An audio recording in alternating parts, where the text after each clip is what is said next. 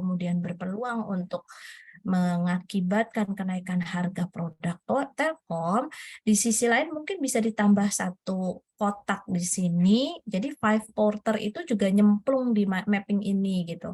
Misalkan customer-nya bagaimana dengan bisa jadi misalnya dengan ada kondisi teknologi masuk ke customer, kemudian ada social cultural masuk ke customer, keluarnya adalah selera konsumen berubah misalnya. Atau bisa jadi misalkan kondisi ekonomi, kemudian masuk ke customer, ini sebenarnya daya beli masyarakat menurun, ini masyarakat secara umum. Tapi bisa aja kemudian beririsan dengan masyarakat yang sudah menjadi segmen pasar beliau. Saya off cam ya, ini internetnya agak kurang stabil di rumah. Jadi ada satu kotak lagi, kalian masukkan porter five force itu di sela-sela di antara ini, sehingga kemudian dari hasil identifikasi dia nyambungnya kemana gitu. Apakah kondisi politik masuk ke buyer, apakah kondisi politik masuk juga ke supplier, atau mungkin justru di legalnya masuk juga ke supplier, itu diidentifikasi. Nah, semakin banyak yang kemudian tercover akan memungkinkan semakin banyak hasil temuan yang ini belum dilakukan nih SWOT-nya. Jadi ini sudah mengarah ke alur yang clear ya. Jadi dari misalkan dari biaya operasional meningkat, kenaikan harga produk Telkom kemungkinan terjadi, lalu kemudian ada satu pertanyaan gitu, apakah konsumen nanti loyal? Kalau seandainya loyal, maka penjualan stabil, atau kemudian kalau dia tidak, maka penjualan menurun. Nah, nanti di endingnya kalian akan mengidentifikasi nih, mana sih sebetulnya yang masuk sebagai trade, mana sebetulnya yang masuk sebagai opportunity. Nah, ini contoh untuk yang kondisi ekonomi. Ini bisa kita garis bawahi bahwa peluang kemungkinan terjadinya penurunan penjualan yang disebabkan karena faktor ekonomi ini menjadi sesuatu hal yang harus dicarikan solusi gitu. Kenapa? Karena kalau penjualan menurun, maka tadi kan ya ada kemungkinan bahwa sebaiknya perusahaan itu melakukan inovasi. Kalau ditarik mundur, maka ada hal yang mungkin bisa ditawarkan sebagai solusi, sehingga kita pengen tahu nih rancangan inovasinya seperti apa. Nah, pada satu tahapan setelah kalian menganalisis SWOT, maka ada satu step investigasi. Jadi saya lanjut ke sini karena memang setelah kalian melakukan mapping pasti ada gap-nya, ada gap, ada ketidaksesuaian, ada mungkin juga kalau tidak bisa dibilang gap, mungkin lebih fokusnya pada kelemahan mungkin ya, weakness dan trait tadi, ancaman yang harus ditindaklanjuti gitu. Jadi ketika misalkan kalian punya mapping, saya nggak selalu masalah itu, nggak selalu ancaman itu berasal dari kondisi ekonomi. Bisa saja misalkan pada satu kasus kalian menemukan bahwa misalkan ada perubahan yang akan ditetapkan oleh karena teknologi gitu ya, perkembangan teknologi menuntut perusahaan misalkan harus melakukan penyesuaian teknologi, maka kemudian di sini ada employee nih misalnya. Nah, employee itu muncul satu garis penolakan terhadap perubahan yang terjadi. Misalkan seperti itu. Berarti perubahan teknologi yang rencananya akan dikembangkan oleh perusahaan ditolak atau ada resisten, ada penolakan gitu ya terhadap usulan tersebut gitu. Oleh karena itu penolakan ini pastinya akan menghambatkan sehingga dia akan kita kategorikan sebagai ancaman misalnya. Jadi kalian nanti coba identifikasi lebih dalam lagi sampai masuk ke SWOT, lalu kemudian semua aspek kalian cermati, mana strength, mana weakness, mana opportunity dan trade-nya. Karena saya belum lihat dari hasil analisis kalian yang bersifat internal belum masuk gitu. Ada misalnya yang sifatnya kemarin adalah resource audit nih. Makasih ya Mas. Udah kan? Makasih. Oh, udah. Jadi apa? Ada aspek resource audit yang juga perlu dijadikan satu di sini di dalam mapping ini gitu. Sehingga ujungnya semua nanti SWOT itu bukan hanya mengkaji tentang PESEL, berangkat dari data PESEL saja, tapi berangkat dari semua data yang kalian analisis di awal. Baik itu PESEL, MOST, five quarter forces, lalu kemudian internal audit ya, atau resources audit itu. Nah, ketika tadi saya sampaikan bahwa permasalahan misalkan terjadi pada penolakan employee, berarti kan ada muncul dua nih ya di faktor teknologi, misalkan ada penolakan SDM, di faktor ekonomi ada muncul kemungkinan penurunan penjualan. Nah itu nggak mungkin cuma dua, pasti akan dengan makin banyaknya informasi pasti akan muncul, bisa mungkin 5 atau berapapun. Nah, langkah berikutnya adalah saya tidak meminta kalian mencari solusi untuk kelima-limanya, tapi akan kelompok memilih untuk memfokuskan pada kajian apa nih yang mau diselesaikan gitu. Misalnya kelompok satu ini mau fokusnya pada penurunan penjualan misalnya. Berarti nanti pada step investigasi kalian akan mengarah pada siapa namanya? Respondennya adalah calon respondennya, atau mungkin yang akan jadi respondennya nanti adalah calon pembeli atau bahkan pembeli gitu. Jadi kita mau mencoba menggali informasi lebih banyak langsung dari pihak yang bersangkutan berkaitan dengan permasalahan yang ada. Nah, kalau misalkan tadi fokusnya di penolakan employee terhadap perubahan yang terjadi di dalam penerapan teknologi baru, misalkan, berarti di sini respondennya bukan lagi pembeli, tapi justru employee, begitu ya kira-kira. Jadi pasti saya yakin nggak akan mungkin muncul cuma satu ini aja gitu, nggak akan mungkin cuma satu permasalahan aja. Nah, misalnya kita melakukan investigasi di sini, di tahap berikutnya nanti saya akan punya tugas lagi gitu. Silahkan nanti kelompok merancang dari hasil identifikasi, pilih salah satu kasus yang akan kalian selesaikan, lalu kemudian nanti kalian diberikan tawaran gitu ya. Ada pendekatan yang bisa digunakan adalah pendekatan kualitatif, bisa jadi kuantitatif, ataupun hanya berdasarkan mapping dokumen gitu. Nah, kalau di dalam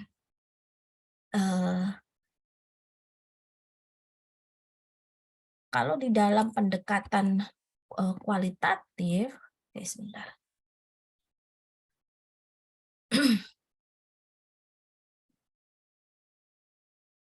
Nah, pendekatan kualitatif itu kan sebenarnya banyak sekali, ini agak sedikit nyambung ke metodologi riset ya, karena kita pada prinsipnya juga melakukan riset, perusahaan juga melakukan riset. Oleh karena itu perusahaan biasanya punya satu divisi R&D untuk menjalankan atau untuk mengumpulkan informasi yang berkaitan dengan perubahan-perubahan yang akan mereka lakukan gitu. Nah tadi misalkan kita fokusnya nih, misalnya ada masalahnya adalah tadi ya, atau trade-nya adalah misalkan peluang terjadinya, bukan peluang ya, apa sih, kemungkinan terjadinya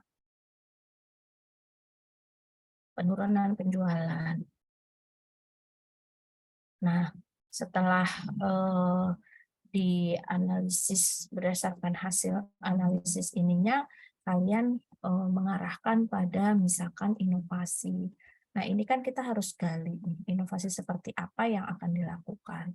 Nah, ada beberapa data-data mungkin ya yang perlu dikumpulkan dalam konteks ini karena ingin menjawab seperti apa inovasinya. Berarti saya harus mencari tahu selera pasar itu bergesernya kemana sih gitu misalkan.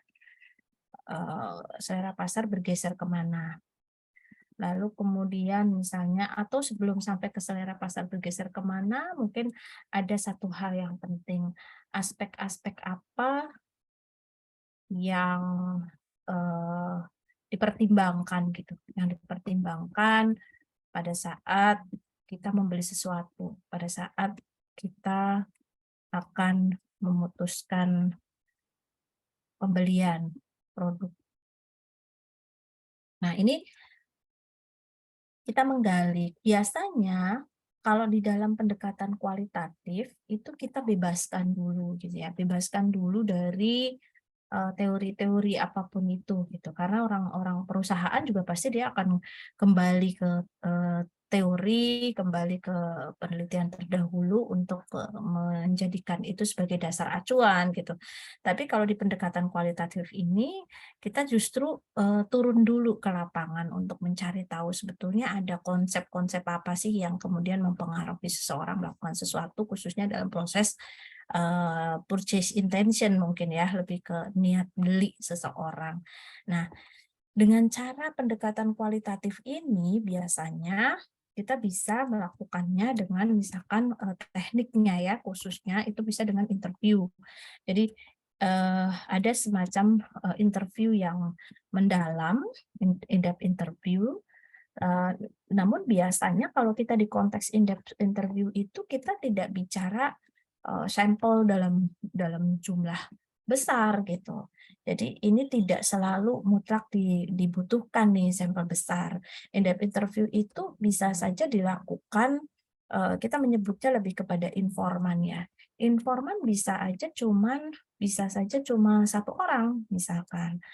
Nah misalnya, saya melihat di sisi lain nih, kemarin kalau nggak salah di sini ada misalkan pada saat kalian nyemplungin aspek quarter five force itu kan ada, competitiveness ya, ada persaingan, bagaimana new entrants kemudian punya peluang untuk masuk ke dalam sebuah industri misalnya, sehingga kemudian memungkinkan ada satu poin yang kemudian menyatakan misalkan, "Oh persaingan semakin ketat," gitu.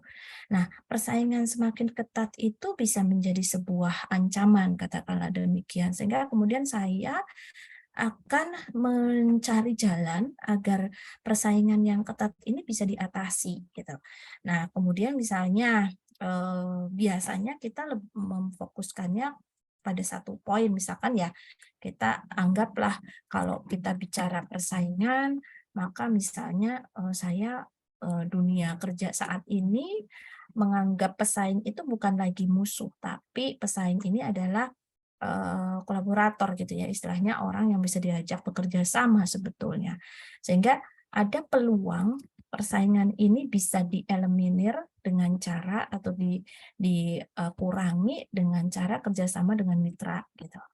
Nah, dengan seperti ini kan berarti kita muncul pertanyaan, konsep kerjasamanya seperti apa misalkan, konsep kerjasamanya. Nah, siapa nanti yang akan menjadi informan kita? Bisa jadi bukan lagi, karyawan, bukan lagi, market, tapi justru malah pengelola, jadi manajemennya. Jadi ini yang memungkinkan kita bisa melakukan in-depth interview, tidak dengan sampel besar, tapi bisa dengan, khususnya kalau kalau pendekatan kualitatif memang biasanya kita menggali informasi secara mendalam sampai kita bisa menjawab pertanyaan yang kita akan, gali tadi. Konsep kerjasamanya seperti apa, ini terjawab gitu loh. Atau misalkan tadi konsepnya adalah atau permasalahan yang kita mau jawab adalah, terjadinya penurunan penjualan, maka konsep inovasinya akan ketemu nih seperti apa, aspek-aspek yang dipertimbangkan pada saat membeli sesuatu itu bagaimana dan seterusnya. Nah, ketika in-depth interview biasanya, mmm memungkinkan, sangat memungkinkan dengan narasumber satu, tapi juga sangat memungkinkan ketika saya belum mendapatkan jawaban yang, bagus atau yang bisa menjawab pertanyaan saya, maka saya akan menggunakan, snowball nih. Jadi kalau ibarat bola salju dari satu makin gede, makin gede, makin gede, artinya dalam konteks ini, informan ini biasanya akan ditanya, kira-kira siapa lagi ya, misalkan informan satu kita sudah tetapkan nih manajemen, mungkin gini, kerjasama dengan mitra kalau konteksnya di di mana, di UNJ itu kita punya mitra ex LPTK, ex lembaga pendidikan, tenaga kependidikan atau ex LIKIP, ada UPI, ada UNY misalnya, lalu kemudian ada UNES, ada UNESA, dan seterusnya, ada UNP dan seterusnya. Nah, kita bisa ambil nih manajemennya. Oke, karena ini bicaranya di fakultas berarti manajemennya manajemen fakultas misalkan. Nah, tapi ketika kita datang ke UPI ternyata kita belum bisa menjawab pertanyaan konsep kerjasama yang akan dikembangkan seperti apa, kira-kira yang memungkinkan kita bangun dalam menjalin atau dalam mengurangi persaingan yang ketat ini, maka kemudian kita akan mencoba menambah. Nah, snowball sampling ini bisa juga ketika kita tidak punya network, kita bisa minta dari informan satu ya, kira-kira siapa lagi ya Pak yang tahu informasi tentang ini gitu. Oh yang saya punya teman dan seterusnya. Nah, maka kemudian akan bertambah gitu. Kapan kita harus berhenti? Pendekatan kualitatif itu karena tadi pertanyaan, jadi dari research question-nya ya, pertanyaan penelitiannya misalkan belum terjawab gitu kan, sampai kemudian pada saat kalian nambah informan kok kelihatannya jawabannya udah mulai cenderung sama nih, ada benang merah yang kalian bisa eh, ambil dari berbagai jawaban yang dikemukakan oleh informan, berarti disitulah kalian saatnya stop gitu. Tapi kalau masih ada jawaban yang beragam, masih ada yang kemudian muncul hal baru yang masih relevan, misalnya ada isu baru tapi masih relevan gitu. Berarti kita harus lebih dalam lagi menggali informasi itu gitu. Oleh karena itu di dalam pendekatan kualitatif ini umumnya kita tidak pernah ada teknik apa istilahnya jumlah sampel yang akan kita teliti gitu, enggak. Tapi itu berjalan dengan waktu, bisa jadi kemudian relatif biasanya lebih sedikit dibandingkan dengan pendekatan kuantitatif gitu. Jadi nggak ada syarat harus distribusi normal 30 orang, itu nggak ada. Kalau di statistik kan biasanya kita selalu menekankan distribusi normal ya. Responden dianggap memiliki distribusi normal ketika jumlah responden yang kita libatkan dalam sebuah penelitian minimal 30% itu secara rule of thumb-nya. Sebelum masuk ke pengujian-pengujian yang lain tentunya. Nah, ini yang pertama. Nah, tapi kalau misalnya boleh nggak kalau sebelum saya masuk ke kuantitatif ya, mungkin ada kalanya penelitian atau riset pasar atau riset-riset yang dilakukan oleh perusahaan untuk mengembangkan atau melakukan bisnis analisis ini, dia bisa saja kemudian menggunakan pendekatannya yang sifatnya mixed method gitu. Jadi mixed method itu bisa dengan pendekatan kuantitatif dulu,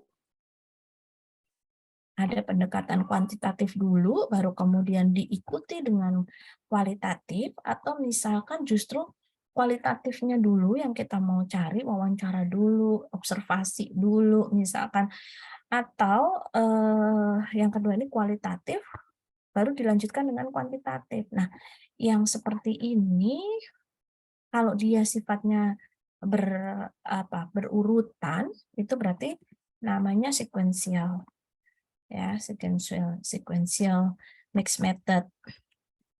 Nah, biasanya memang ini agak makan waktu. Apalagi kalau misalkan kalian nanti biasanya sih kalau skripsi belum dituntut sampai ke mixed method ya, tapi kalau sudah S2, S3, apalagi kalau misalkan nanti kalian sekolah lagi, berarti kita bisa nih menerapkan pendekatan mixed method untuk menjawab permasalahan penelitian kita gitu. Sama lah halnya dengan yang dilakukan oleh perusahaan juga seperti itu, sequential mixed method ini bertahap gitu. Namun biasanya ada keterbatasan waktu yang menjadi pertimbangan sehingga ini nggak bisa dipilih nih karena saya biaya terbatas, waktu terbatas, saya akan lebih memilih yang concurrent. Nah, kalau yang concurrent itu lebih kepada dia bersama-sama ya, mix methodnya, yang kita bisa lakukan antara qual dan quant gitu, itu bareng. Jadi dalam waktu yang sama saya turun ke lapangan untuk menggali informasi dengan menggunakan pendekatan kualitatif dan juga menggunakan pendekatan kuantitatif. Nah, pada saat kita menggunakan pendekatan kualitatif, memang seringkali kita menggali informasinya itu dengan open questionnaire ya. Jadi kan ada pernyataan atau pernyataan yang biasanya adalah item-item yang sifatnya tertutup gitu, tapi ada juga pertanyaan gitu, pertanyaan. Nah, kita bicara di pendekatan kualitatif ini kita punya open questionnaire atau mungkin tadi ada guidance yang kita gunakan ketika kita in-depth interview gitu. Nah, umumnya memang kalau di dalam kuesioner-kuesioner yang menggunakan pendekatan kualitatif, biasanya memang dia, saya kasih contoh ya sebentar. Dia ini, saya kemarin share ke, ini adalah contoh kuesionernya Prof. Usep, Pak Wadik 1. Dia, beliau ini fokusnya di marketing. Jadi marketing, tapi kalau di marketing itu masih kepakaran seseorang itu boleh mengerucut secara spesifik kemana gitu. Misalkan saya finance, tapi saya finance-nya adalah personal finance. Jadi riset-riset saya nanti akan saya arahkan ke financial behavior-nya individu. Kemudian saya arahkan ke literasi keuangan dan seterusnya. Nah, beliau ini marketing, tapi marketingnya tourism. Jadi fokus sama tourism. Nah, salah satu yang menjadi concern salah satu yang menjadi subjek penelitiannya adalah travelers gitu. Jadi bagaimana kemudian perilaku orang ketika mereka melakukan perjalanan ke luar kota atau ke luar negeri yang sifatnya adalah mempertimbangkan bukan halalnya tapi muslimnya gitu. Kadang kita ada beberapa ketentuan-ketentuan yang tidak diperbolehkan gitu kan pada saat kita traveler, itu menjadi sebuah pertimbangan juga gitu. Nah, di sini kalau kalian amati, ini kan biasanya ya, tadi kan saya sampaikan ya, waktu kita mau melakukan investigasi, kita harus tahu dulu, istilahnya tuh kalau di dalam statistik tuh ada, kalian belajar statistik kemarin pastinya tahu frame sampel. Jadi kerangka sampel itu ibaratnya kalau saya bicara penelitiannya, misalkan saya mau meneliti perilaku atau perilaku atau literasi keuangan pada mahasiswa FE gitu. Literasi keuangan pada mahasiswa Fakultas Ekonomi UNJ. Berarti frame sampelnya adalah berapa nih jumlah mahasiswa Fakultas Ekonomi UNJ, dan umumnya kita harus bisa mendapatkan daftar namanya. Gitu. Sehingga kalau kalian punya penelitian yang frame sampelnya jelas, ketika frame sampelnya diketahui, berarti kalian waktu turun ke lapangan, waktu nanti kalian melakukan survei, itu kalian sudah based on daftar nama yang kemudian kalian masuk nih teknik analisisnya misalkan pakai probability sampling. Ada yang tahu probability sampling apa? Ada yang tahu probability sampling? Karena kalau di statistik itu ada probability, ada non-probability. Nah, kalau frame sampelnya diketahui, saya mau turun ke lapangan, mengamati literasi keuangan mahasiswa Fakultas Ekonomi UNJ. Mahasiswa aktif deh, gitu ya, ada keterangan. Berarti saya harus punya daftar mahasiswa aktif se-UNJ, FEUNJ dari angkatan 1A sampai angkatan terakhir gitu. Nah, dengan demikian, maka saya udah nggak ada pilihan nih. Kalau frame sampelnya diketahui, saya harus menggunakan probability sampling. Probability sampling itu semua komponen dalam kerangka sampel kita berhak dijadikan sampel gitu. Berhak dipilih, punya hak yang sama untuk dipilih menjadi sampel penelitian. Nah, kalau sudah seperti ini, maka kemudian muncullah di sana ada beberapa teknik sampling ya. Misalkan teknik samplingnya saya mau pakai acak sederhana, berarti dari misalkan daftar namanya ada 1.500 orang gitu, 1.500 mahasiswa. Misalkan kalian punya file Excel-nya, kemudian kalian acak nih, mungkin bisa menggunakan salah satu ada tools-nya lah biasanya ya kita ya untuk mengacak nomor misalkan sampai dengan jumlah n-nya sesuai dengan yang kita tentukan berdasarkan literatur. Misalkan n-nya ini kalau populasinya 1.500 maka dengan rumus misalnya Slovin saya dapat angka 150 misalkan gitu. Berarti acak itu dilakukan sampai kita mendapatkan 150 nama. Nah, ini kan semua punya peluang untuk jadi sampel karena tadi sistemnya ngacak.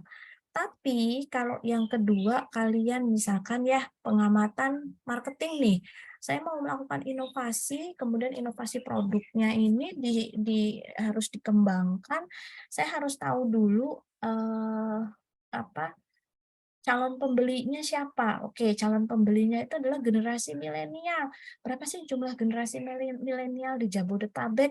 Saya nggak ada datanya, Bu, misalkan. Berarti di konteks ini frame sampel tidak diketahui kan? Kalau misalkan saya tidak memiliki data pasti tentang kerangka sampelnya, berarti saya tidak boleh menggunakan pendekatan probability sampling karena saya tidak tahu siapa aja yang akan menjadi sasaran saya. Saya hanya tahu bahwa concern saya adalah di mereka generasi milenial Jabodetabek. Saya nggak tahu berapa angka pastinya. Nah, dengan kondisi seperti ini, maka saya akan melakukan pengambilan sampel dengan metode dengan tekniknya ya non-probability sampling. Kalau tadi non-probability sampling di pendekatan kualitatif adalah pakai snowball, biasanya non-probability sampling di pendekatan-pendekatan kuantitatif yang nantinya kita akan terapkan, salah satunya adalah dengan menggunakan kuesioner tadi, itu umumnya diterapkan dengan pendekatan convenience. Convenience itu asas kemudahan, yang mudah ditemui, yang terjangkau, yang dekat dengan kita, dan seterusnya itu boleh. Tapi memang sifatnya dia pendekatannya adalah non-probability sampling gitu. Biasanya banyak orang yang mempermasalahkan ya, artinya kalau non-probability ada asas kemudahan, kalau gitu berarti bias dong datanya, tidak mencerminkan yang sesungguhnya. Nah, itu untuk mengurangi bias nanti mungkin kita perlu secara teknis bisa di screening lah ya.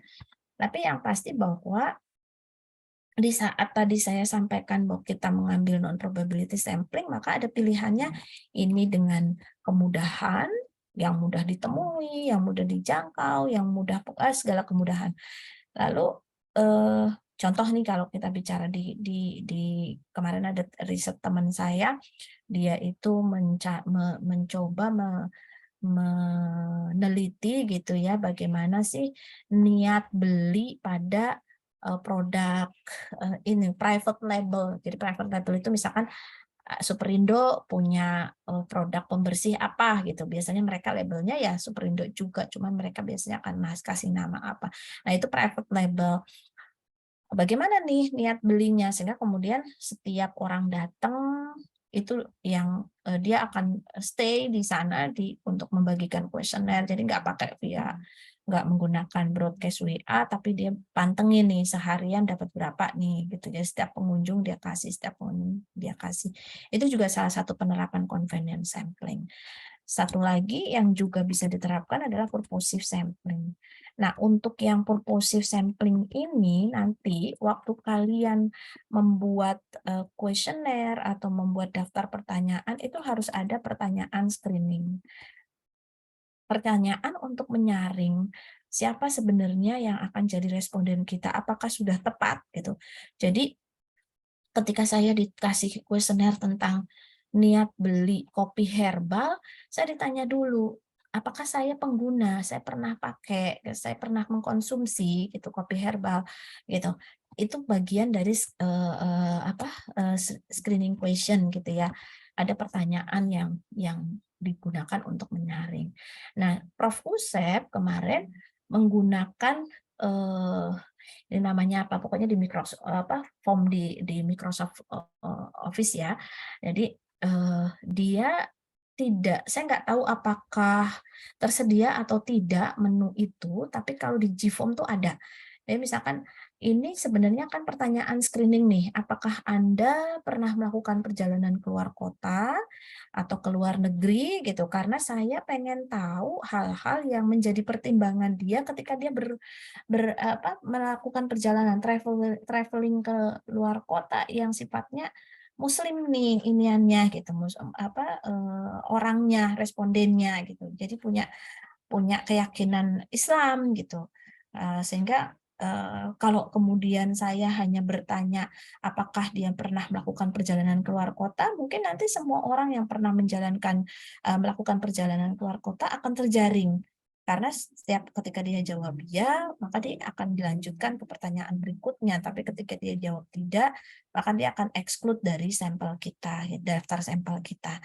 Nah, karena topiknya adalah Muslim travelers, berarti saya harus nanya juga nih, dia beragama Islam enggak? Gitu.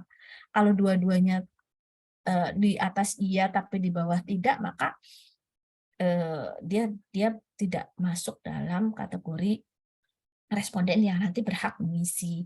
Itu purposive sampling. Biasanya ada kriteria tertentu yang kita bangun terkait dengan tujuan penelitian yang kita lakukan gitu. Contoh ya, kalau kemarin saya di saat disertasi itu saya concern-nya adalah sebentar. Concern-nya itu adalah investor yang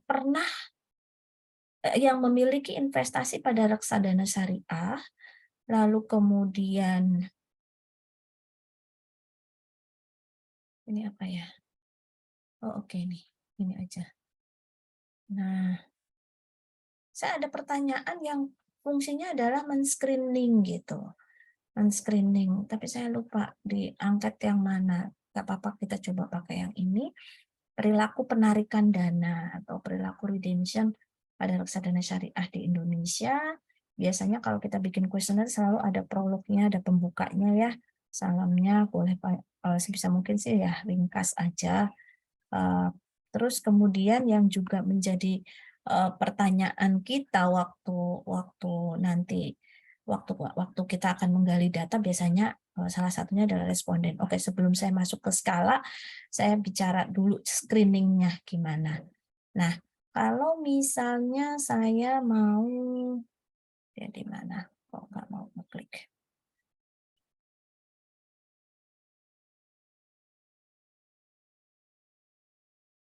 Oke, misalkan saya mau bikin pertanyaannya, apakah ini internetnya lama?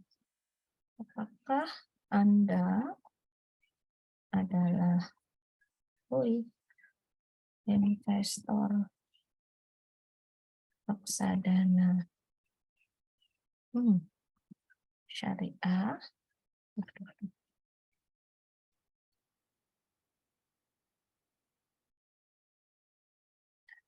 Sih.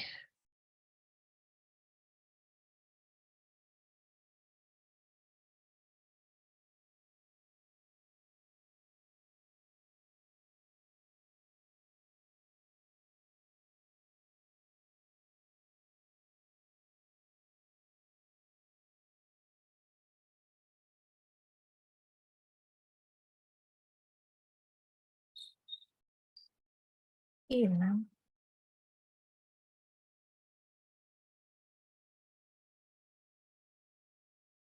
Tunggu ya, sebentar ini internetnya parah banget nih. Soalnya dari semalam hujan.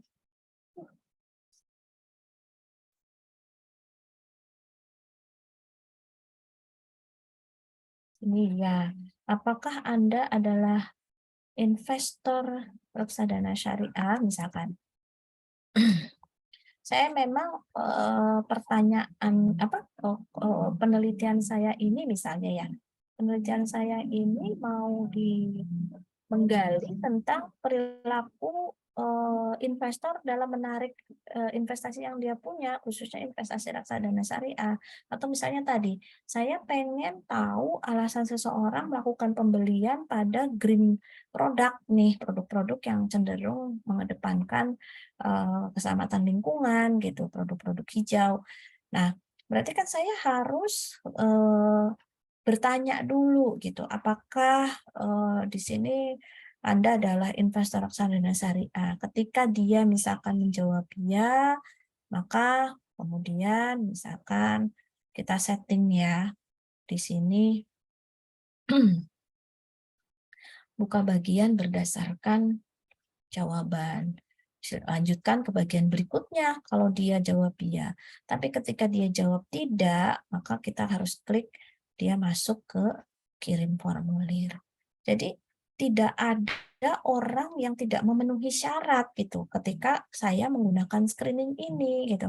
Maksud saya bukan ada orang yang mungkin tidak sesuai dengan kriteria, tapi dia tidak akan mungkin mengisi karena tadi pada saat dia jawab tidak, udah otomatis langsung kirim formulir gitu. Jadi itu cara untuk kita bisa men-screening ya, menghindari kemungkinan terjadinya bias yang bakal kita dapatkan ketika mengumpulkan data. Nah, itu bisa dilakukan, settingan ini bisa dilakukan di Gform, tapi saya nggak tahu kalau di Microsoft ini Office apakah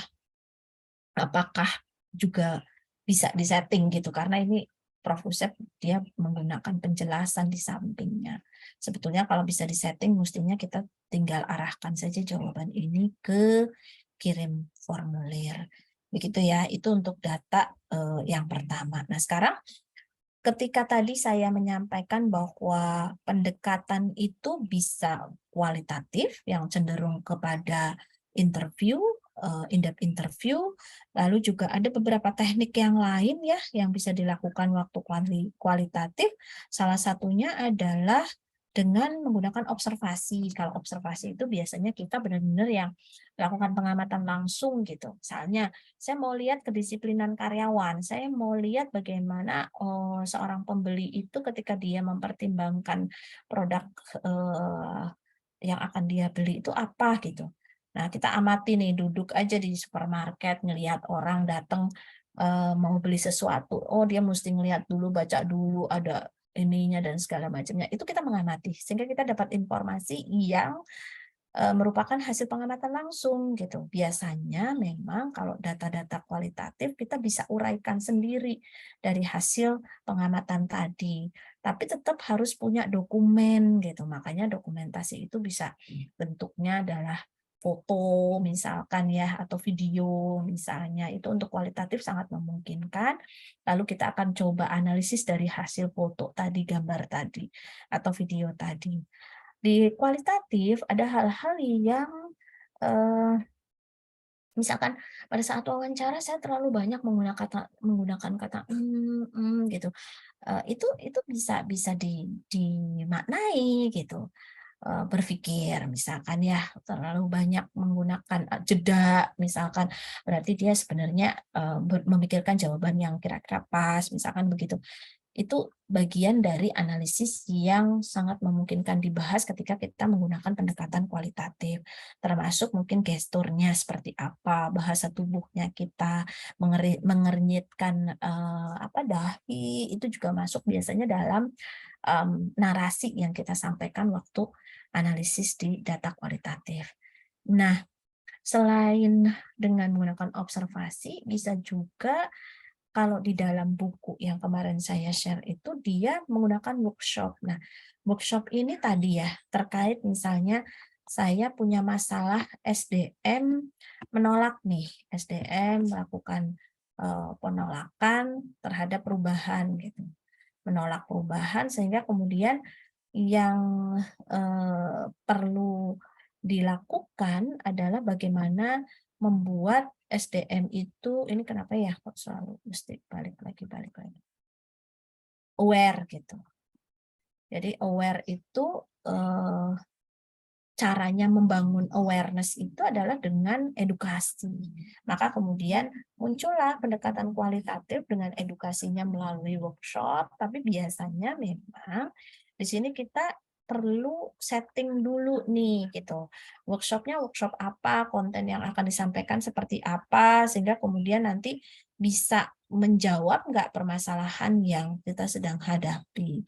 Nah, harapannya kalau kita melakukan workshop ada awareness-nya muncul, orang yang tadinya menolak jadi melek ya, jadi sadar bahwa ternyata perubahan itu memang perlu untuk dilakukan sehingga dia akan dengan senang hati membuka diri gitu, sehingga tidak menolak perubahan tadi. Dan biasanya nggak cuma perubahan teknologi sih ya, tapi bisa dilakukan di banyak hal gitu. Nah, itu teknik ya, terserah nanti kalian mau menentukannya lebih ke kualitatif atau kuantitatif, tapi di kualitatif memang biasanya butuh effort yang lebih dibandingkan kalau kita menggunakan pendekatan kuantitatif.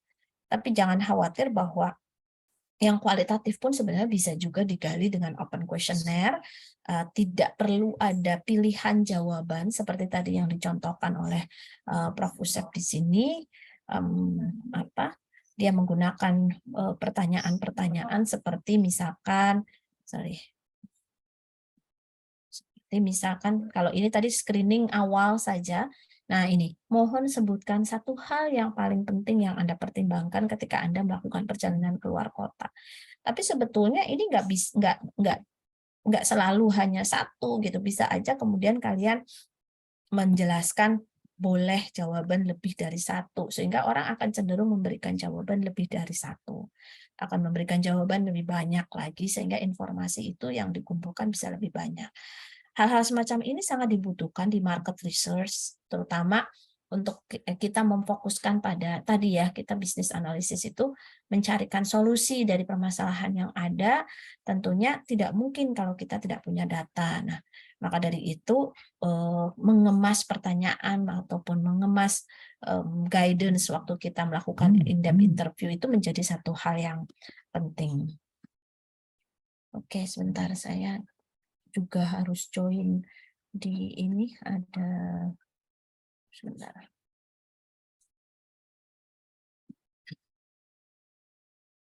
Ya.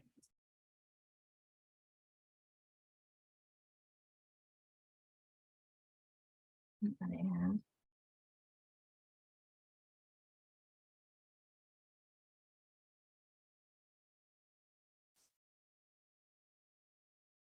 Oke, baik, saya lanjutkan dulu.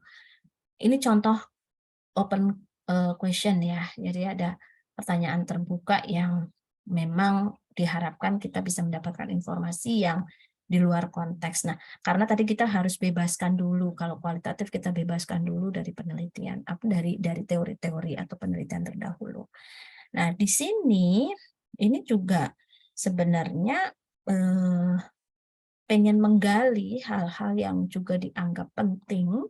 Namun kalau di sini dia sudah menetapkan nih ada makanan, minuman, pakaian, teman seperjalanan dan sebagainya.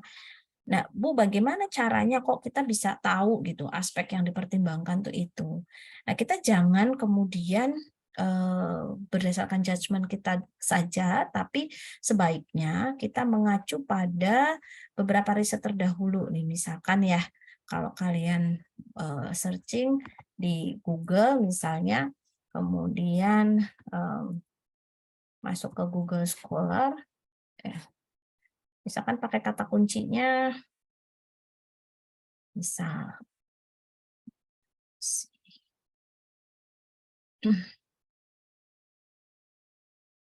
kita mengacu pada apa yang sudah dibuat gitu, determinant of purchase intention. Nah, ini kan secara umum ya. Kalau kalian misalkan mau spesifik mengamatinya pada misalnya Muslim fashion, ya monggo aja.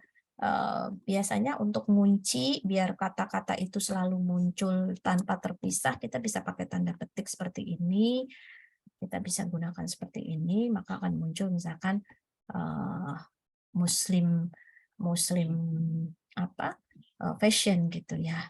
Ini kebetulan di sini ada nih determinant factor in predicting Muslim fashion purchase decision. Dari situ bisa kita kaji sebenarnya aspek-aspek apa sih yang menentukan seseorang ketika akan membeli produk baju Muslim gitu. Eh,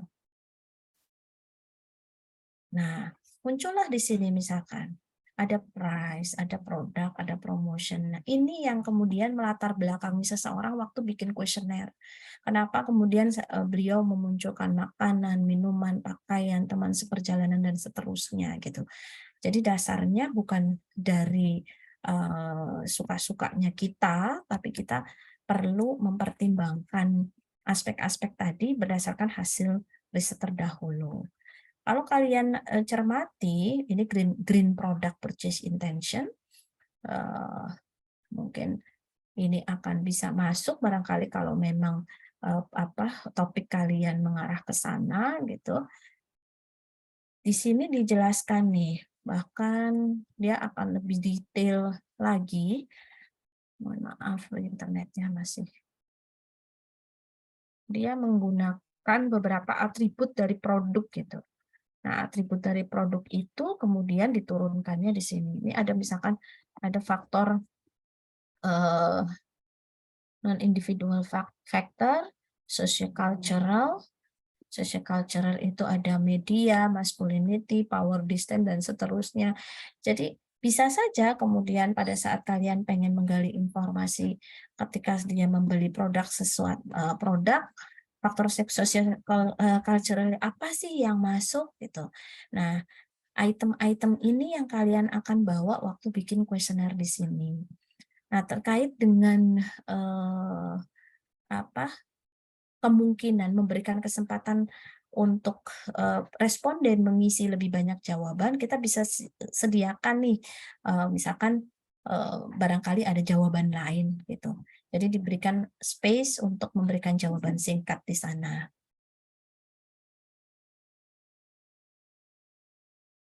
Sebentar ya.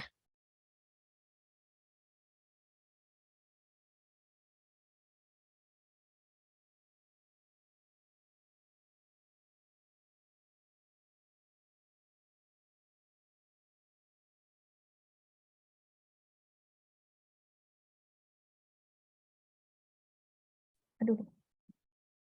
Nah, ada pertanyaan mungkin. Saya khawatirnya nanti udah saking banyaknya yang masuk. Sebelum saya nyambung ke pendekatan kuantitatif, silakan barangkali ada pertanyaan menyangkut dengan investigasi ya. Jadi ke depan itu setiap kelompok harus melakukan investigasi berdasarkan hasil mapping mapping kalian itu tadi misalkan kelompok satu mau fokus di mana ya? Kelompok satu mau fokusnya di mana? Ini kalau dibentangin lagi ke atas, barangkali ada ketemu permasalahan yang lain gitu.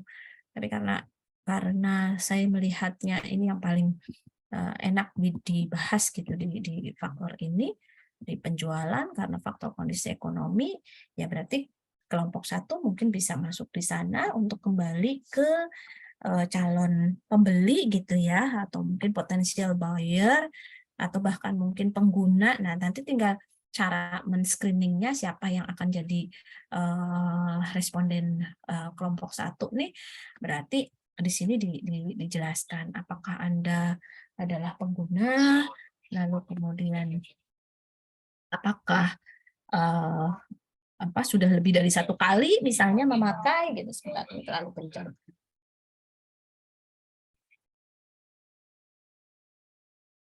Begitu ya kira-kira ya. Ada pertanyaan dulu, silakan.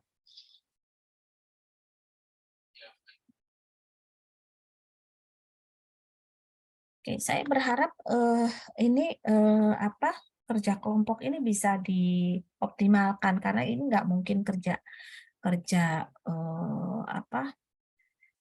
istilahnya tuh kontribusi masing-masing itu nanti akan saya pertimbangkan gitu ya. Saya berpikir bagaimana cara, mungkin nanti kalian ada ide ya. Saya pengen ada satu satu instrumen untuk semacam penilaian teman sejawat gitu ya. Teman sejawat dalam konteks ini adalah dalam konteks kerja kelompok gitu. Bisa jadi mungkin nanti antar kelompok saling menilai atau di dalam kelompok itu juga saling menilai gitu. Cuman saya belum, mungkin ada yang bisa kasih saya ide gimana caranya biar informasi itu bisa saya dapatkan gitu.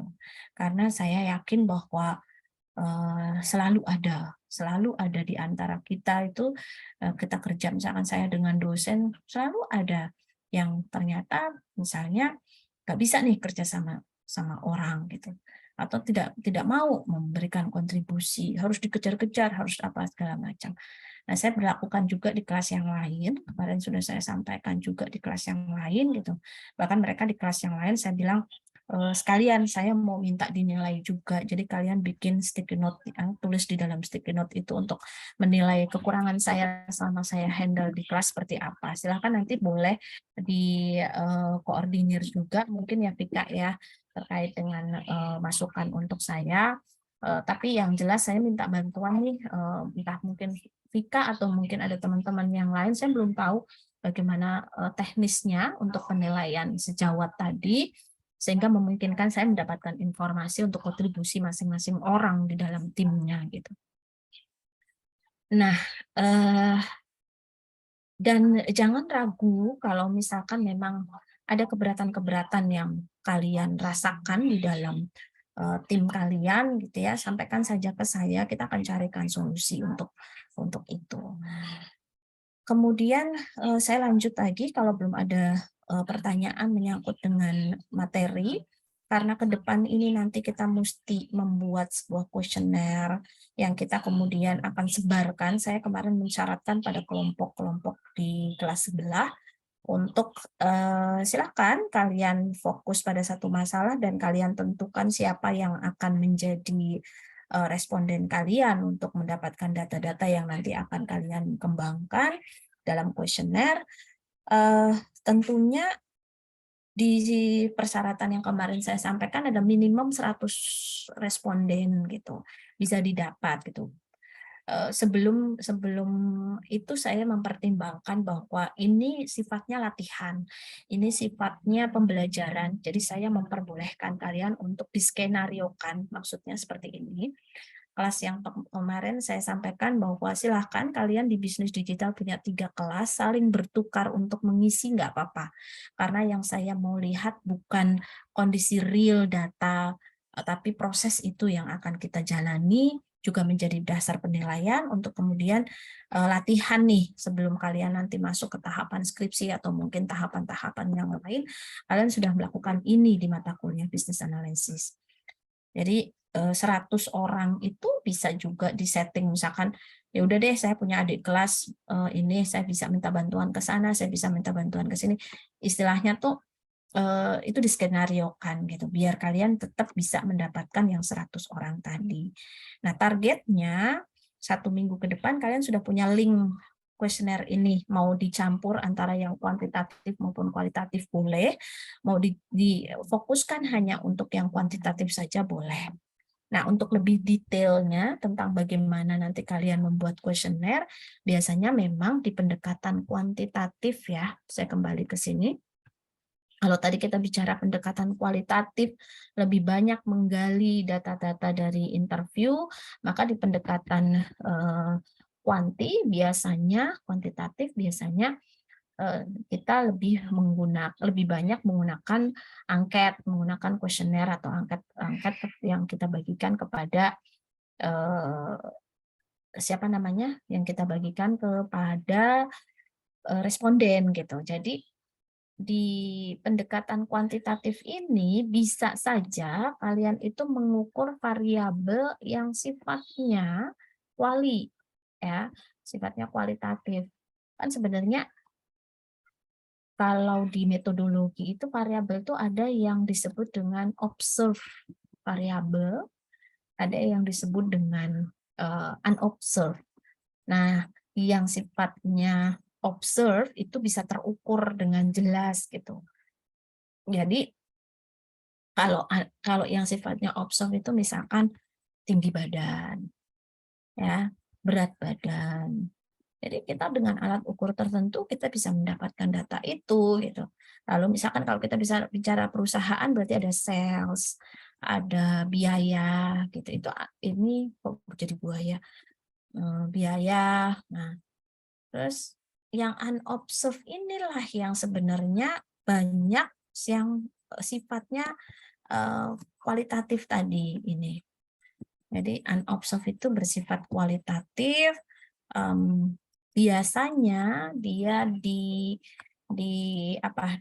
diukur atau diperoleh datanya dengan menggunakan kuesioner yang mana kuesioner ini fungsinya adalah nanti mengubah yang sifatnya kualitatif menjadi kuantitatif. Jadi angka gitu. Nah, bagaimana caranya? Maka biasanya yang dilakukan memang kita harus menentukan nih, ini variabelnya apa, nanti pengukurannya bagaimana, skala yang kita bisa gunakan apa gitu. Misalkan yang pertama biasanya kita mengenal tuh ada skala nominal ya, skala nominal atau mungkin skala ini bersifat mutually eksklusif. Jadi dia kalau sudah memilih salah satu ya maka dia tidak akan mungkin otomatis di posisi yang lain gitu. Contohnya apa? Ada yang bisa kasih contoh? Ini sifatnya lebih ke kategori nih. Jadi dia membedakan kategori satu dengan kategori yang lain. Ada yang bisa kasih contoh? Misalnya apa?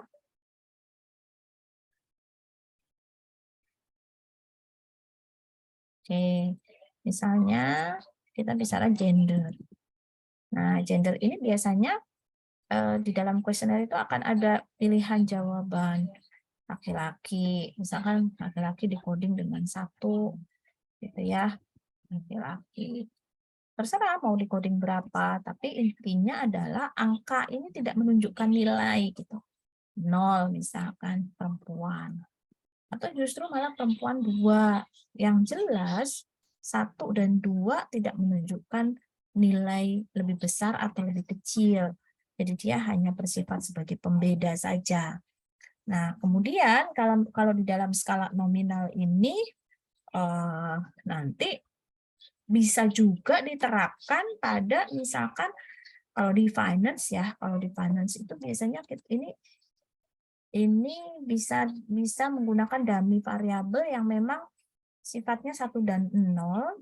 Kalau misalkan 1 itu untuk misalnya ya, 1 itu untuk perusahaan yang membagikan dividen misalkan. Lalu kemudian yang 0-nya adalah perusahaan yang tidak membagikan dividen. Nah, kemudian sampai di sini ada pertanyaan dulu mungkin skala nominal bisa dipahami? Gimana? Bisa dipahami? Bisa, Bu. Terima kasih Faza. Eh, jadi di dalam skala nominal kita sifatnya mengkategorikan. Contoh kalau kita kembali ke kuesioner, tadi ada beberapa ya, kalau di saya, penelitian saya kemarin, saya menggunakan codingnya 1 dan 2, tapi lagi-lagi tidak ada makna value-nya, nggak ada nilainya di sini, nggak ada besaran satu lebih besar daripada satu lebih kecil daripada 2 gitu. Oke, saya memang internetnya nggak stabil, videonya bikin pusing.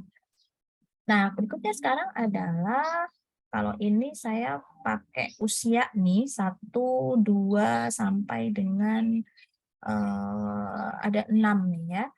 Ini biasanya kalau kalau saya atau mungkin kalian nanti akan memberikan pertanyaan tentang berapa sih usianya, kadang orang agak ada yang tidak mau jujur menyebutkan angka gitu. Oleh karena itu, untuk menghindari bias, lagi-lagi untuk menghindari ketidakbenaran data yang kita peroleh, maka sebaiknya dibuat rentang aja, rentang misalkan kurang dari atau sama dengan 18 sampai 24. Nah, ada kadang kita menentukan ini tuh berdasarkan tadi kita mau mengamatinya siapa. Kalau misalkan pasar kita adalah anak-anak yang paling rendah usianya adalah 17 tahun, contoh adalah banking, karena mereka biasanya mensyaratkan KTP untuk pembukaan rekening, berarti kita harus mengakomodir itu di sini. Jangan sampai memasukkan usia di bawah 17 tahun misalnya. Berarti kan dia belum bisa nih membuka rekening di bank. Nah, itu yang perlu dipertimbangkan juga. Jadi pada saat membuat rentang usia ini sangat tergantung pada tujuan penelitian kalian, apa yang kalian mau jawab, siapa yang akan menjadi sasaran responden kalian. Nah, pada saat saya nyusun ini, saya mempertimbangkan 18 tahun gitu ya, kurang dari 18 tahun karena ada data dari KSEI yang menyatakan anak SMA juga jadi investor gitu, tapi tidak banyak misalkan. Jadi berdasarkan itu tadi kita mencoba mengakomodir di dalam instrumen kita.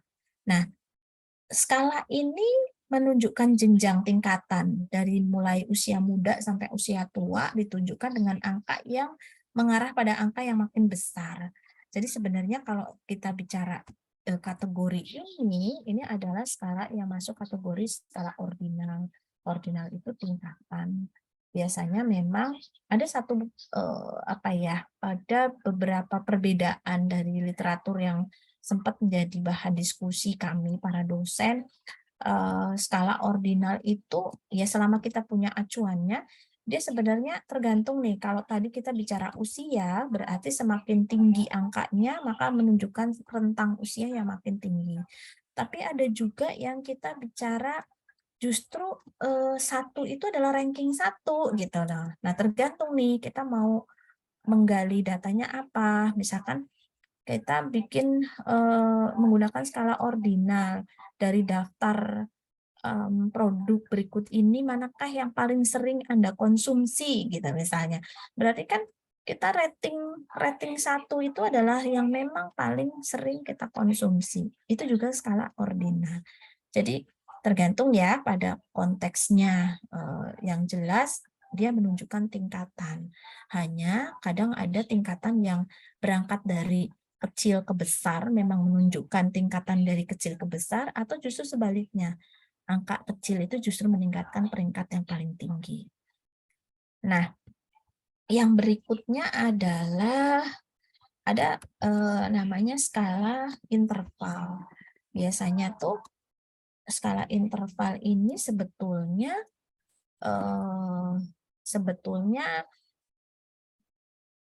harus ada, kalau secara pengertian dia punya jarak yang jelas gitu. Nah, kayak misalkan kita banyak mengatakan menggunakan kuesioner seperti ini misalnya ya, tadi Pak Usep menggunakan item penting, sangat tidak penting gitu. Nah, ini kan ada jarak nih. Tapi saya tidak bisa memastikan secara kuantitatif jarak antara tidak penting ke sangat penting ini berapa ya, gitu. Hanya coding aja, 654321 misalkan, sangat penting itu 6, tapi sangat tidak penting kemudian 1 gitu. Tapi kita tidak bisa memastikan apakah benar ini jaraknya cuma 1 angka gitu.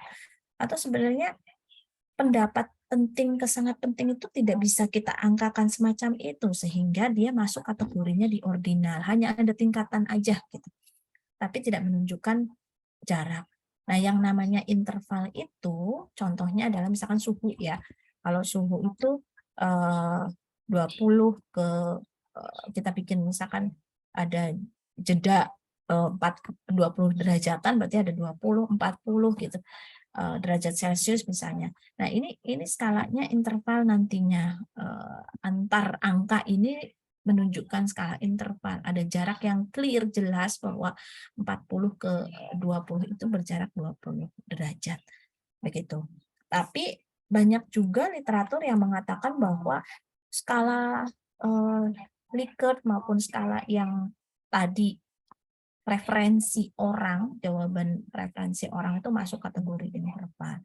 Sepanjang kalian bisa menunjukkan sumbernya, karena ilmu itu berkembang, banyak pendapat yang berbeda-beda, sepanjang kalian nanti waktu skripsi bisa menunjukkan, Bu, saya based on ini, jawaban responden yang menunjukkan preferensi dia itu masuk ke kategori skala internal, silahkan. Gitu.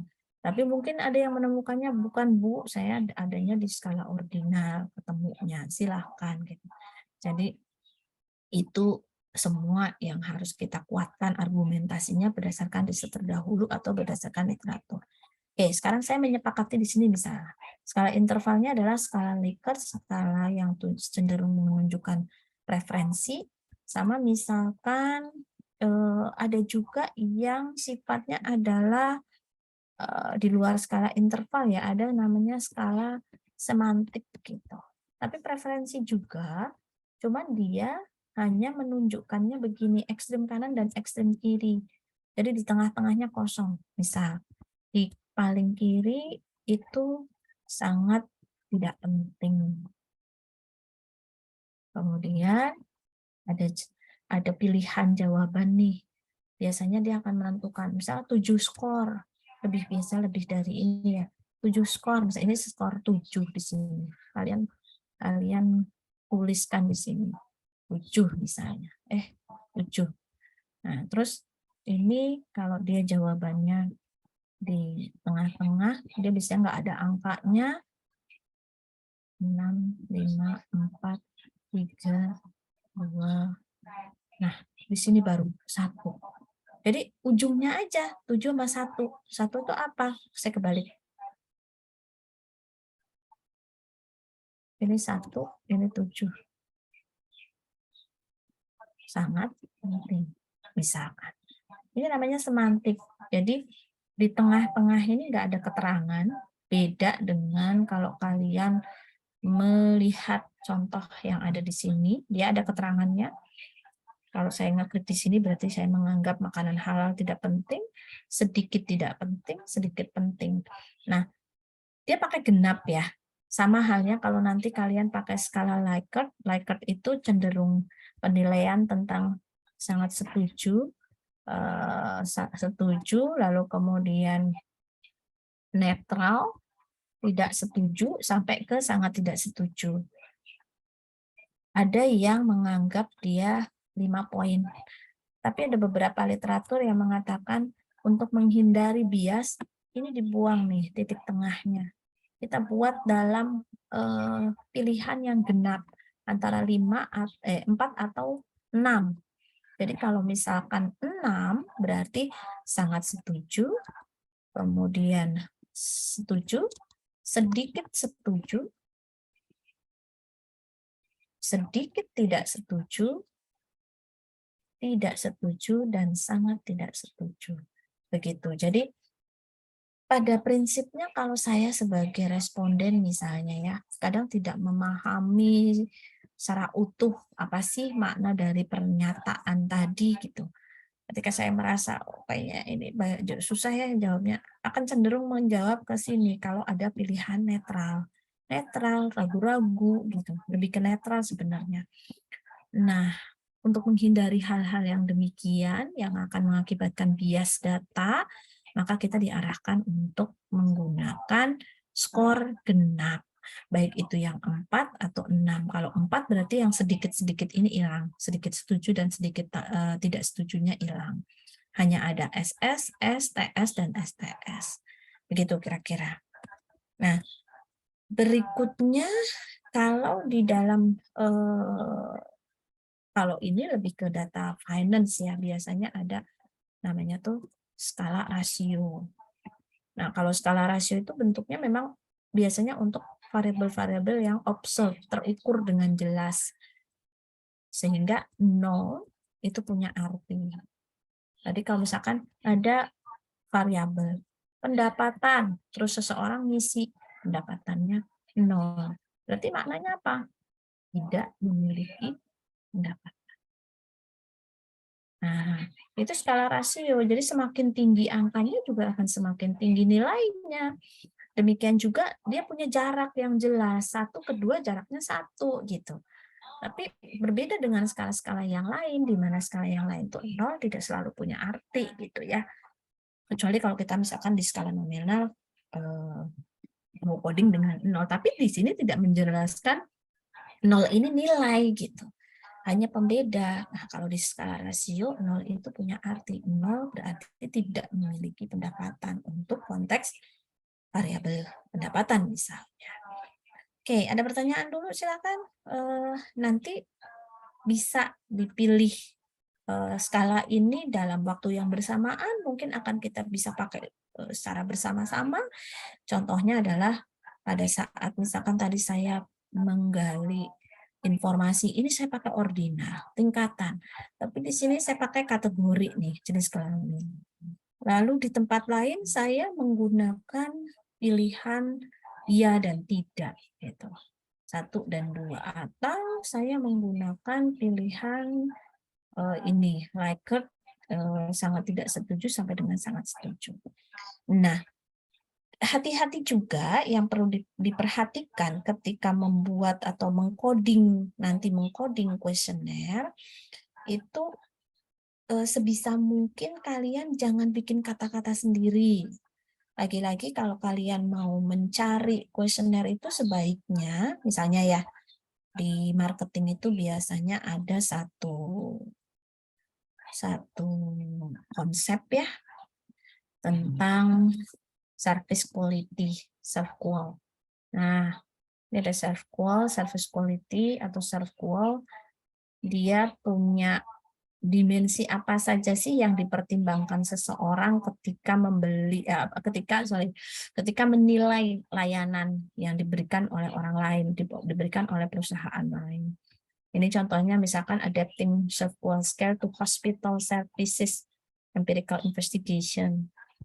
Nah, ini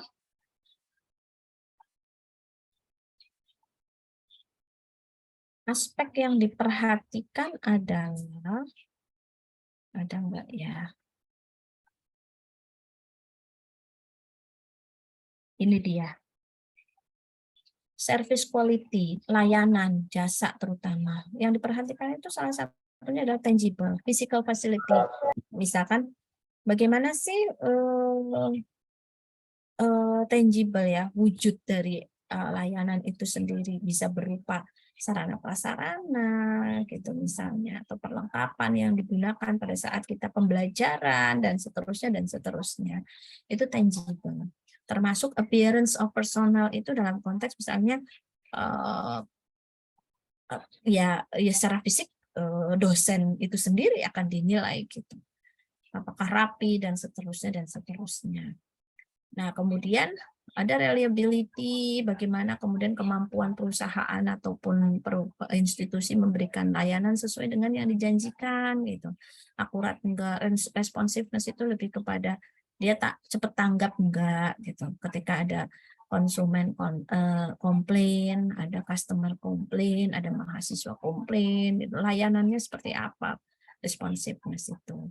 Empathy gitu ya, kadang kita satu lagi assurance ya, lebih kepada pengetahuannya tuh sesuai nggak sama iniannya, tuntutan yang harus dia kerjakan gitu. Bagaimana seorang itu punya kompetensi ketika menjalankan pekerjaan, maka dinilai nih sama mahasiswa, oh tendiknya kurang ini pelayanannya nggak bagus karena mungkin dia tidak mendapatkan pelatihan tentang kompetensi bagaimana melayani dengan baik misalnya. Jadi itu assurance. Lalu kemudian empathy lebih kepada secara psikologis ya. Kadang kan pada saat memberikan layanan itu perlu ada memasukkan kepedulian, memasukkan hal-hal yang sifatnya perhatian-perhatian terhadap seolah kita berdiri dalam posisi yang sama gitu. Karena empathy itu kemudian dia akan sigap memberikan layanan, kemudian dia akan cepat memberikan respon gitu. Karena dia akan mencoba mendudukkan dirinya pada posisi orang yang mengalami mendapatkan layanan tadi. Nah, ini yang biasanya dikaji sehingga pada saat kalian nanti turun ke lapangan, 5 hal ini masuk gitu. Karena saya mau fokus aspek-aspek tangible apa saja sih atau bagaimana sih penilaiannya, apakah selama ini sudah memenuhi gitu, sehingga saya nggak akan fokus ke situ lagi tuh kalau nanti jawaban mereka sudah bagus. Nah, yang akan kita fokuskan untuk perbaikan adalah sesuatu yang dianggap masih lemah. Tapi kan data itu harus diperoleh dulu gitu loh. Nah, karena itu kemudian saya meminta kalian agar masuk sampai ke tahapan investigasi dengan 100 sampel yang dalam konteks ini boleh diskenariokan, ibunya suruh ngisi boleh, siapapun gitu boleh gitu, selama proses yang niatnya kita bukan mau menipu tapi lebih kepada mempelajari bagaimana teknis di lapangan. Oke, suara saya masih bisa didengar jelas kan ya? Hujan terus di Masih, Bu. Oke, ada pertanyaan mungkin terkait dengan hal ini? Silakan kita diskusikan. Jadi jangan kemudian mengganjal gitu, tidak ada apa penjelasan kalau ada yang tidak paham. Nah, nanti harapan saya, Vika, 1 minggu ke depan kalian sudah bisa ngasih link. Perkara benar atau salahnya itu nanti ya, kita bisa cek lagi. Tapi yang penting, nanti saya komen mungkin bisa dijapri ke masing-masing penanggung jawab kelompok kalau memang tidak memungkinkan untuk komen di dalam link itu. Jadi link kuesionernya sudah bisa dicek di minggu depan untuk masing-masing kelompok. Oke, nah saya balik lagi dulu untuk sementara ke sini di konteks yang tadi kuantitatif. Nah, pendekatan kuantitatif ini selanjutnya sebetulnya data-data ini bisa kita analisis ketika kita mengambil keputusan nih, maka kemudian muncullah nanti dalam ilmu manajemen tuh ada waktu belajar tentang evolusi manajemen ya, ada pendekatan ilmu manajemen. Saya menggunakan statistik misalnya untuk mengambil keputusan gitu. Jadi di dalam statistik itu nanti keputusannya dugaan sementara kalian tuh di awal apa? Misalkan, oh konsep price itu berpengaruh ternyata terhadap keputusan membeli misalnya. Nah, pada saat kalian turun ke lapangan, ternyata pas udah diuji statistik, di kasus yang kalian di sini tidak terbukti. Gitu. Itu kita menggunakan pendekatannya statistik. Tapi saya tidak mengharuskan ya. Karena kan ini ujungnya proyek ini ujungnya adalah luarannya adalah artikel yang disubmit ke jurnal. Salah satu yang bisa kalian sasar ada JBMK di FE. Tapi bisa saja kemudian kalian ke tempat lain hanya Kalau kalian ke tempat lain sudah masuk ke review gitu ya, itu biasanya harus direspon gitu. Tapi kalau di sini saya hanya mensyaratkan submit saja. Seandainya setiap kelompok kemudian pengen ini bisa sampai publish, ya monggo. Kalau sampai publish bisa dijamin saya bisa kasih A. Di submit ini saya kasih A-. Nah, untuk nilai kan saya bagiannya di UTS. Gitu ya. Nanti mungkin setelah ini saya bisa koordinasi dengan Pak Suherdi untuk selanjutnya seperti apa. Bisa jadi ini nanti proyeknya bisa ditarik ke belakang. Nah, kemudian bicara tentang tadi konsekuensi dari analisis kuantitatif ini, saya kembalikan kepada masing-masing kelompok. Yang jelas bahwa tahapan yang nanti yang sudah kalian lakukan ya di saat bisnis analisis kemarin, yang pertama adalah mapping, ini ada bentuk mappingnya. Kemudian yang kedua, nanti saya minta sebar data ke 100 orang, berarti ini juga ada bentuknya, ada datanya, Excel, ada kuesionernya. Namun, ketika kalian di sini nggak mau bahas data, analisis data yang ke 100 orang ini, ya nggak apa-apa. Misalnya, kalian mau terbitkan artikelnya lebih fokus pada hasil mapping aja. Kan kemarin saya udah kasih beberapa contoh ya. Kalian bisa aja cuman bahas tentang, tulisannya tuh cuman bahas tentang, gimana kemarin ya, barrier-nya aja. Oh ini nih, barrier-nya aja. Saya bahasakan, saya narasikan. Atau ini dia sampai ke SWOT-nya. Saya cuma mau bahas sampai ke SWOT-nya. Berarti step-step yang kalian sudah lakukan di saat PESEL dan sampai dengan SWOT tadi, kalian narasikan di sini gitu loh. Tapi kalau misalnya ada teman-teman yang saya pengen belajar statistik juga, jadi nanti saya dari mana ya? Saya mau di saat saya artikelnya ini submit ke jurnal, sudah masuk hasil statistik untuk analisis, bisnis analisis yang saya lakukan. Monggo, itu saya serahkan semua pilihan itu pada kesepakatan masing-masing kelompok. Intinya adalah dari proses sepanjang 1,5 semester ini ada hal-hal yang bisa kalian publikasikan. Gitu. Jadi mapping ini bisa cuman fokus, Bu, boleh saya cuma sampai di barrier-nya aja, silahkan. Bu, boleh saya sampai ke SWOT, silahkan. Tapi berarti di sini ada kajian teorinya, ada metodenya, gitu loh. Pada saat kalian, Bu, kajian metodenya gimana? Saya kan nggak pakai statistik. Ya nggak apa-apa, kalian kan bisa jelaskan bahwa ini adalah kajian literatur. Begitu. Bisa dipahami ya? Jadi, sepakati saja, termasuk waktu kalian nanti mau masuk ke pendekatan kuantitatif, menggali, melakukan investigasi, silahkan juga kalian tentukan di poin mana yang menurut kalian ada ini nih, di poin mana yang menurut kalian itu pengen kalian angkat gitu.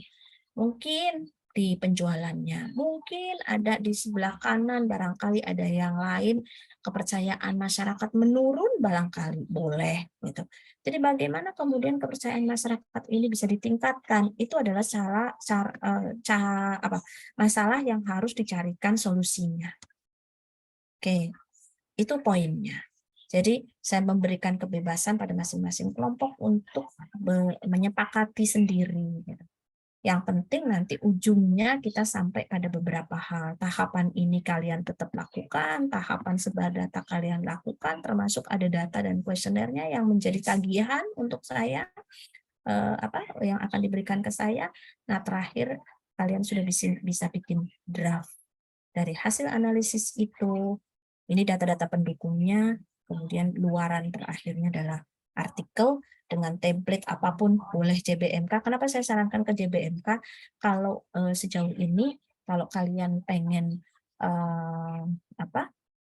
Kalau cuman mau, jadi kayak gini, ada beberapa dosen yang menugaskan mahasiswanya untuk submit ke jurnal, tapi setelah itu mereka tidak, biasanya kalau saya proses, pengelola memproses, itu suka karena kelompoknya udah bubar, udah nggak ada yang respon. Saya yang repot, pengelola jurnal yang repot. Jadi ketika saya mewajibkan kalian untuk, pokoknya ada bukti submit, setelah itu saya bisa putuskan nih, ya udah decline aja deh, editor decline karena ini udah ada bukti submitnya dan mereka udah nggak akan follow up ke publish, kecuali dari kelompok yang bersangkutan menginfokan ke saya, Bu, kami pengen sampai ke publish ya, kami sepakat nanti kalau ada hasil review kami siap memperbaiki. Berarti itu infokan ke saya ya, biar kalian bisa masuk ke tahap berikutnya. Kurang lebih begitu yang hal teknis yang mungkin bisa bisa saya sampaikan untuk menjelaskan proyek kita di mata kuliah ini. Ada pertanyaan? Barangkali ada hal-hal yang belum jelas, silahkan ditanyakan dulu.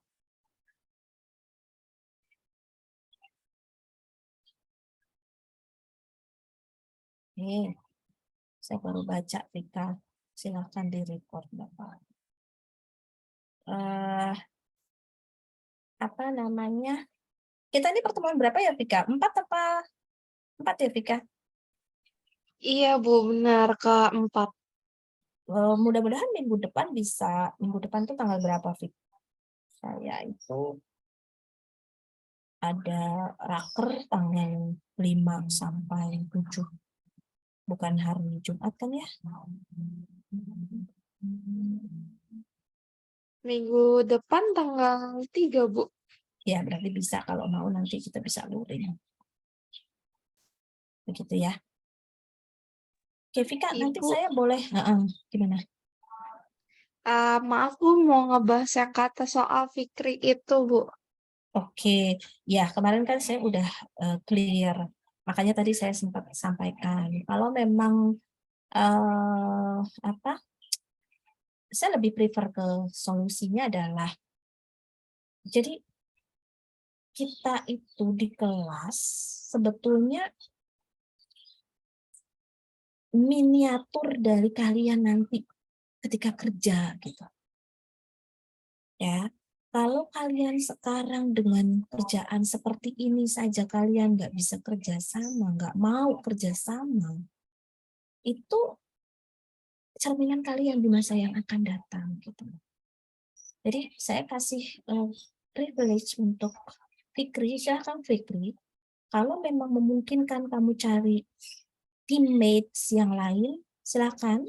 Tapi kalau tidak, kamu memang mau membuat itu sebagai tugas kamu, karena sejauh ini tidak ada kontribusi dari teman-teman yang lain, nah saya kasih kesempatan pada teman-teman lain di timnya Fikri untuk membentuk kelompok sendiri bertiga nih, mulai dari nol.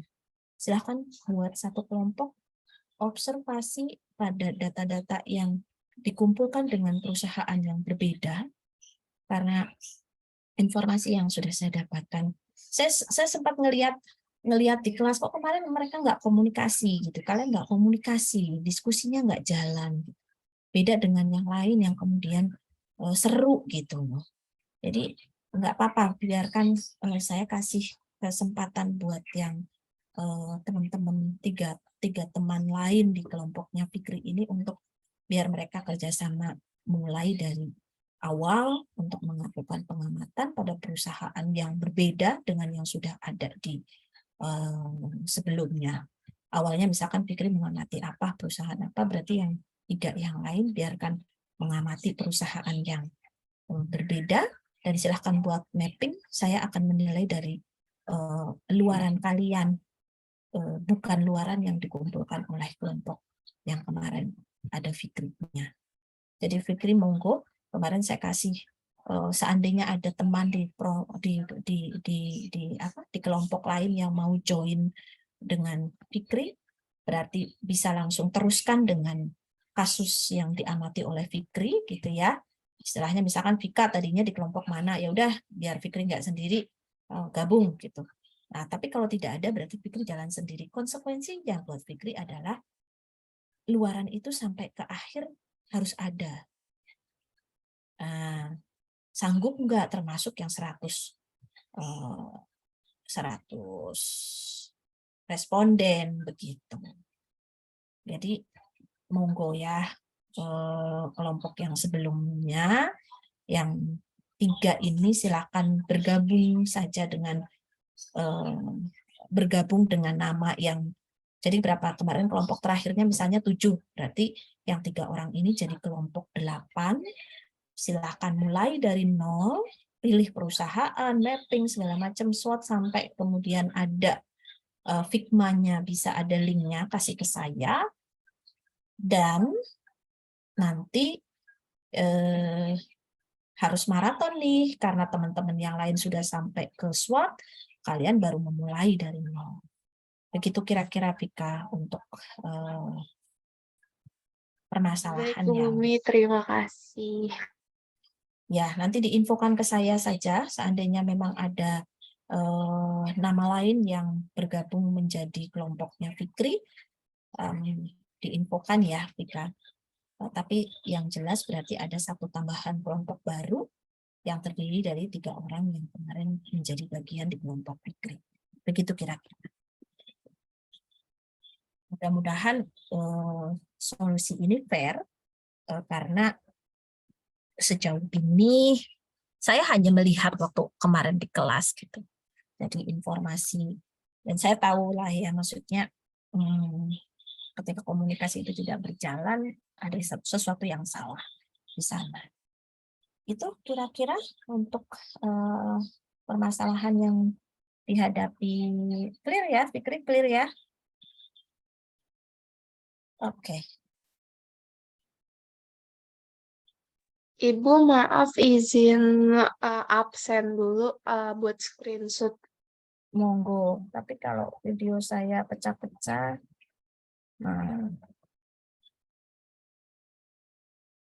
nanti tetap yang absen keliling untuk yang hari ini tetap dimintakan. Jadi biarpun ada bukti screenshot, yang absen muter itu loh, tetap nanti kita tanda tangan Oh bersama. iya Bu, itu maaf Bu izin bertanya, itu absen yang keliling itu cuma buat offline apa sama online juga Bu? Enggak, kita buat offline online aja, tapi maksudnya yang tanda tangan di saat online ya yang hadir saat online gitu. Makanya mungkin kamu punya screenshot ini sebagai bukti nih pada pertemuan ini ada siapa yang nggak datang, berarti besok jangan tanda tangan di sana gitu. Kamu tandain aja langsung, dimerahin atau di gimana ini. Begitu ya, Vika? Iya Bu.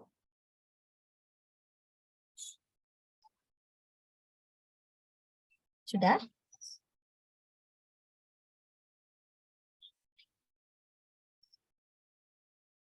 Sudah Ibu, terima kasih. Oke, terima kasih. Saya izin leave. Ini ada meeting yang lain juga. Terima kasih, Vika. Assalamualaikum. Waalaikumsalam, Bu. Sama-sama Bu. Ya. Waalaikumsalam.